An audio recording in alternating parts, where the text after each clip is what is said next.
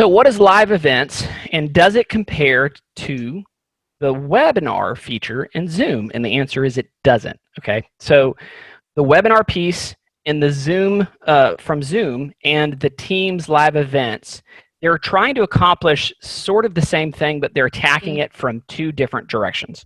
Yeah. So like I said, from the webinar piece from Zoom, it's very simple. It's easy. It's easy to do. It has a lot of great video switching options. Like for example, when I'm doing the webinar, it will switch between the presenters automatically, right? Yes. And it overlays it over the top right-hand corner of the presentation you're doing. And it then after the webinar is done, it will spit out the recording of it. Yes. And then you can take it, and then Kaylee a lot of times edits it. And we don't have to do very much. I mean, it's pretty much done. So the webinar piece through Zoom is outstanding if you're doing presentations, especially quick and down and dirty presentations that you don't want to do a lot of footwork. Okay, so now let's look at the live event side for Microsoft. Microsoft's looking at it from, we are a multi-campus, multi-continental organization. And so Microsoft kind of went big or go home attitude towards how they're doing it. So what they're doing is they're thinking that you're doing either a public broadcast to thousands of people, or you're doing,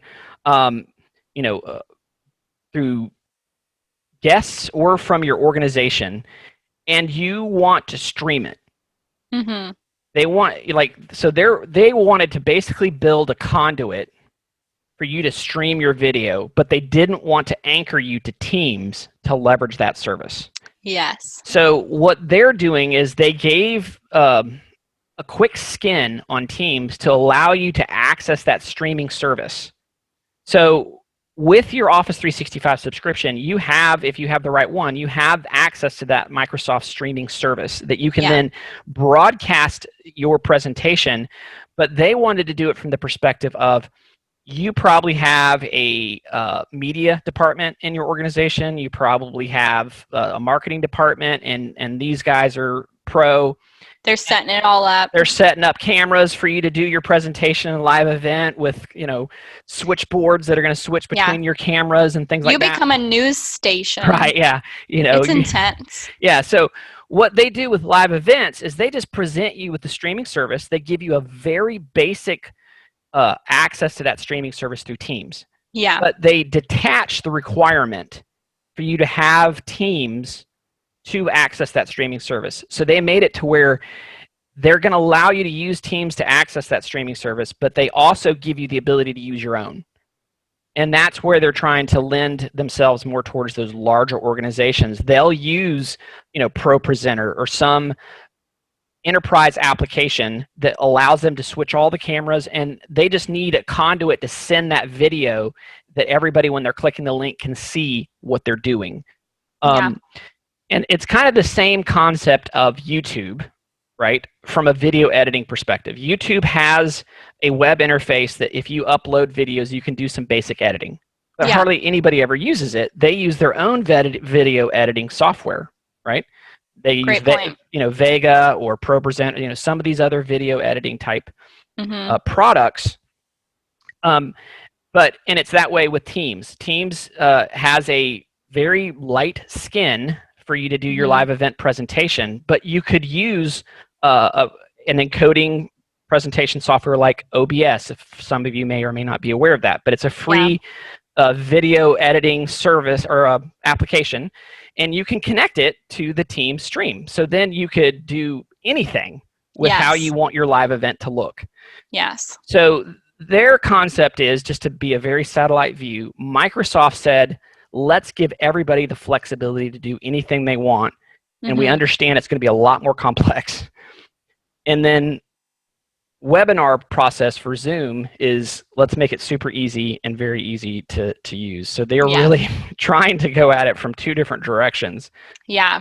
It's really interesting, actually. And if you want to pull up what your screen looks like, this is a whole different feel to the way that our webinars are from our perspective. Now, from your perspective, It's not very different from the viewer's perspective. I mean, you have a screen and you're looking at it, but he's going to show you what it looks like from the perspective of the people doing it, and it's really interesting. So if you have the proper Office 365 license that enables you to do live events, when you come under the calendar section of Teams, you can come under where it says New Meeting. You have this little drop down right here. Can you see what I'm doing, Kaylee? Yes, I can see. And you can you hit the little drop down here, and that's where you can schedule the live event. Yeah. Okay, so you can do the live event. I'm going to just do this here. We'll call it, live event fun. And the location, like maybe if you had like a big presentation conference room or things like that, you could list that here. This is where you invite the presenters. So I'm like, okay, I want Kaylee to be the presenter. Okay, now these aren't the guests. No. It doesn't give you the option to send invites for guests using this interface. They give you the link that you can then broadcast out from your marketing department. So you might have a massive emailer or, lots of different ways that you could accomplish it. Which is what I do for webinars. Yep. So their thought is you're going to have some mechanism to take that invitation and send it to the masses, whoever that's going to be.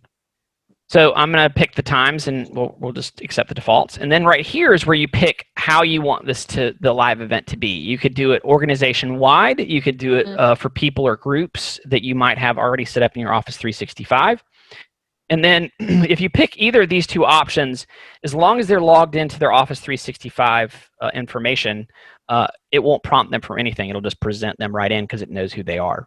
Right. And validates them. This option where it says public is turned off by default. Again, Microsoft's perspective is they want to give admins the control to determine on whether they want people outside their organization to have access. So you do have a considerable more amount of control through the Teams implementation of security. Yes. But, maybe that might not be what you want. If you're looking for a simple presentation stuff, webinar from Zoom would probably still be the best choice. Yeah. But here I can do this. I can pick that. I can also add question and answer section, right? Which is similar to Zoom, so they have a lot of the same features. And then here's you could say I could have in here like a link that it wants to reference back to. So that's where it kind of goes back to marketing. You may have like a special link page or things that you want it to reference for this special event you're doing. Maybe it's a big reveal for the company, and maybe you're opening a new location and you really want to get the word out and do a live event, and you would have some people that know how to do video editing and merging and streaming, and they would set this all up. You'd have a marketing department and you'd do a big campaign. Yes, that's a great point, because to me as a marketing director, that's such a cool feature and I love it. And I as he says it, I'm ready to use it. Right. So I'm going to go ahead and just hit schedule.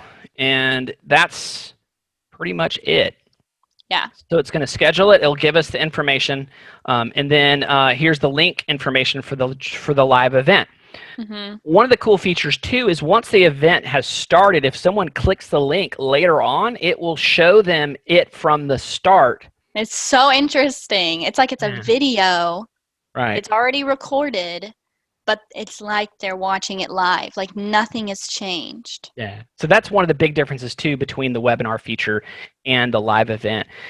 Again, they're thinking they want everybody to see this event. They want them to have the opportunity. So if someone clicks on the link maybe 15 minutes after the live event had already started, it'll start from the beginning. Whereas with the webinar, if you join the webinar midway stream, here we are. Here you are. And then you'll just have to wait until they upload the recording. That's not how live events work. So it's already streaming it and saving it in the back end for you automatically, which is pretty cool. Yeah, it's really cool. So for you guys are wondering why, when we were doing our desktop sharing, why you saw my ugly mug twice. The reason why that is we already have a live event running right now in the background, just because I wanted to make it really easy so I could show it to you. So what I'm going to do is I'm going to share my screen here while doing a live event, which also could be sharing my screen. So hopefully we won't rip a hole in the space-time continuum. Yeah, it freaks everything out. all of the computers crash. Yeah, everything dies. Kaylee, if you would, could you share just some piece on your screen? You would. Yeah. So here's the live event. Okay, so I've joined it. You click the link just like you would if you're joining a regular Teams meeting, but if you're the presenter, it takes you here automatically. So that's how I got here. So now Kaylee is not an attendee. She is a presenter. So when she joins in, it drops her down here. So she has some control, just like I do.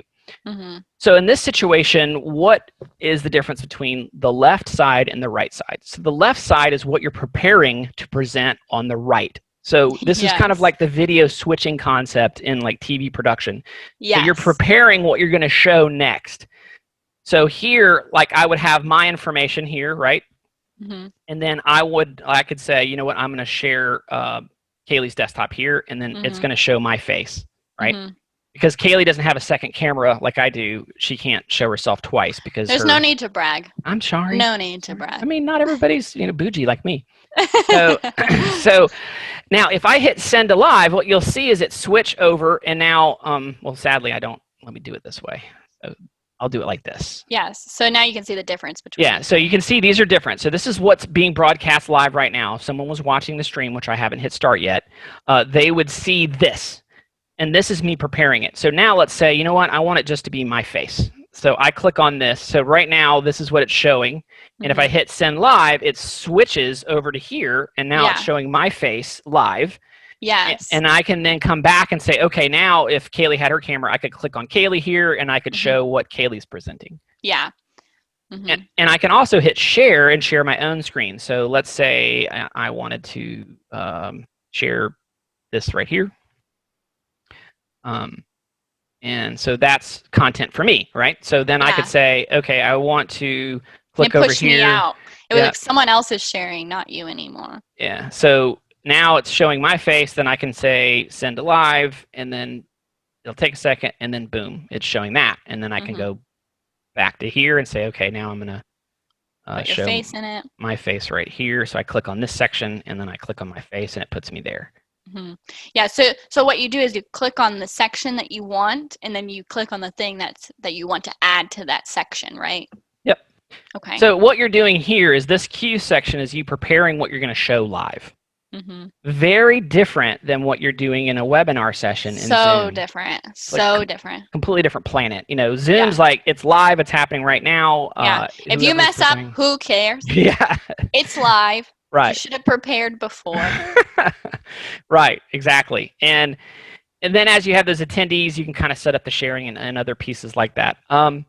This skin for live events is very basic. It is nowhere as smooth and robust as the regular Teams meeting interface options. Now, you do have a lot of this stuff in here, right, where you can do notes, you can do chats and things like this. But one of the things that you notice is, like, it's hard to see who the attendees are here because it doesn't give you an easy place for you to see. You can click here to show participants, but it doesn't really show you all of the guests that are showing up.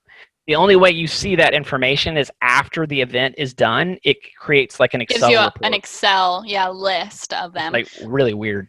But that's how it's working right now. I mean, they might change it tomorrow. Who knows? Watch them change it tomorrow, and you guys are all going to come at us and say, they do have it. They do have it, right, yeah. So so this is kind of giving you some basic information here. Now, right now, I have not hit start on the event, but all you do is just hit start, and I say continue, and now we're live. Now we're live in 2 places. We are live in 2 places, which is funny. I'm trying to see. I have my other desktop. I'm wondering if it will join it automatically. Just trying to see if I can get it set up. Do you want me to show them what I see as a presenter? Sure. Yeah. As a presenter, I have basically really just the basics of it. Let's see. Yeah, the person that's organizing it has the switching function. The attendee doesn't really have that capability. Yeah. So as you can see down here, I have video, mute, sharing my screen. I can go to the meeting notes and details and stuff like that, and the conversation, and see the participants. But I can't see that big screen of two different, the queue and the actual screen, that kind of stuff. None of that I have control over. Now, if you noticed, when he had the option to create the meeting, you could have more than one presenter. My point is, if you have 3 or 4 presenters, you could tell them, Jim, I want you to get this slideshow ready. John, I want you to have this image prepared as the main screen. And Kathy, I want you to make sure that your video is on and you're ready to speak. And then you have each person getting ready for each thing.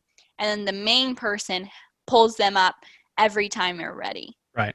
So, and I've seen a lot of the people that explain it in Microsoft. If you want to be the main person talking in a meeting, don't create the meeting. Like, a lot of the times they want you to be a presenter, because the person who is the main person of the meeting is in control, has the 2 screens, and shows everything, and is queuing everything. Now, it's going to be hard to queue stuff and do all that while you're trying to talk to the audience, Right. So a lot of the times they recommend for somebody who is going to be in control of the meeting to create the meeting, and the person is going to mainly be talking to be just a presenter, if that makes sense. Yeah. So that's just some things that I've learned from really looking into it. I see you have something pulled up. Yeah. So. It's 9:35. I'm just letting you know. All right. So we can have a little bit more of them. Let me see here. Again, if you guys have any questions, make sure to use the Q&A. Feel free to ask us anything while we're showing. And if you have to drop out right now, I understand. Let me share. So I want to show this right here. So this is OBS. So this is a free software that you can attach to the streaming service. Oh, I see a different screen. I see your desktop okay. PowerPoints. We good? No. No? Oh, yes. Sorry, it just took a second. Okay. So in here, this is OBS. It's free. It doesn't cost you any money. And as you can see here, you have the different screens, right, that you could present. You have the different audio input you could do. And then you have this, what you do is you would attach this to Microsoft's live streaming event service. Yes. And you wouldn't use the team interface at all. And this is how you could potentially do the stream, or whatever product you want. Now, you can use the Teams interface that we were showing you, but if you're like, oh no, I want to have way more options. I want to have the ability to move where the faces are going to be. I want to have green screen backgrounds. I want to have cool video intros. I want to do this, that, and the other. Then you're going to need a product like this that would allow you to encode that data and stream it down Microsoft streaming service. But they have it detached, so you could pick whatever you want. You could use the live tool, the Teams live events options that they have built into it, or you could use your own. It's up to you. But this is very advanced. So I like having that capability, but it would be really nice if they could bring up the tools that it comes with. Yes. And make it. The audio editing from the different images is really interesting. Yeah, the streaming live event service is 100% there. If you're a large organization and you're wanting to have a streaming service that isn't going to cost you a lot of money, because it's part of your service that you already have, so it doesn't really cost you anything more. But if you're looking for a down and dirty, easy web presentation to be able to highlight some different aspects about your business, and you want to be able to be a subject matter expert on whatever it is you're selling and allow people to participate in that, probably a Zoom webinar would be the better bet.